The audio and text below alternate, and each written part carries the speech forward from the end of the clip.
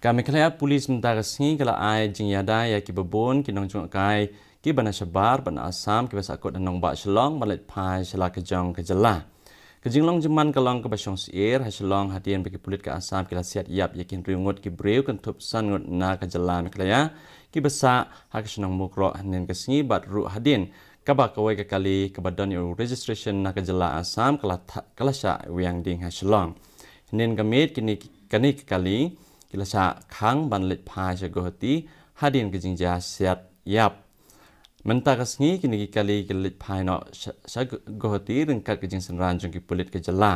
apa penpau ke jing sngo halor ke jingja nen kasngi bon na kinong jong kai kila ong bakum kini ke jingja ki kta jori ya ke kam jong kai bat ki trai jela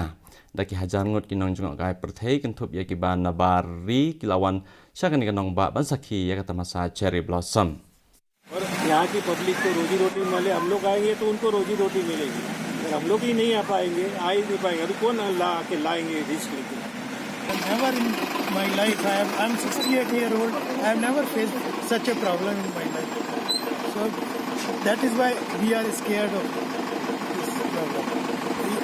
the government should look after this the right they should control the rights whatever who is doing so we at least the tourists should be safe. So who will come to this Meghalaya now if they are going to create this problem? Hadin ke jing syak siat yap hamukro